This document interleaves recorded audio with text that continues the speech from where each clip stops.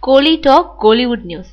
இறைவி கதையை வெளியில சொல்லாதீங்க. கார்த்திக் சுப்பராஜ், விஜய் சேதுபதி, பாபி சம்ஹா, எஸ்.ஜே. சூர்யா, அஞ்சலி, கமாலினி முகர்ஜி, பூஜா ஆகியோர் நடித்த இறைவி படம் இன்னைக்கு வெளியாக இருக்கு. இதை கார்த்திக் சுப்பராஜ் இயக்க இருக்காரு.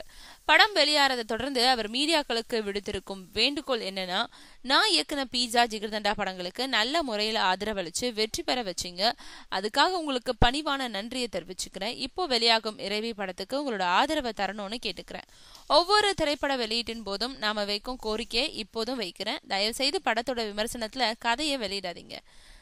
கதையோட ஒரு பகுதியாவது சொல்லாம எப்படி படத்தை விமர்சிக்கிறது? சஸ்பென்ஸ் த்ரில்லர் படங்களுக்கு விமர்சனம் எழுதும் போது படத்தோட முடிவை வெளியிட வேணாம்னு கேட்பாங்க. அவங்க கேட்கலனாலும் தார்மீக கடமை கருதி மீடியாக்கள் வெளியிடாது. ஆனா முழு கதையும் சொல்லக்கூடாதுன்றது எப்படி சாத்தியம்? அதுவும் இப்போ ஃபேஸ்புக், இன்டர்நெட், வாட்ஸ்அப்னு பொது தளங்கள் பெருகிவிட்ட சூழ்நிலையில இது சாத்தியமே இல்ல. ரிலீஸ் ஆகாத படத்தோட கதையே எழுதிக்கிட்டு இருக்கிற காலம் இதுன்னு சொல்றாங்க மீடியா பிரமுகர்கள்.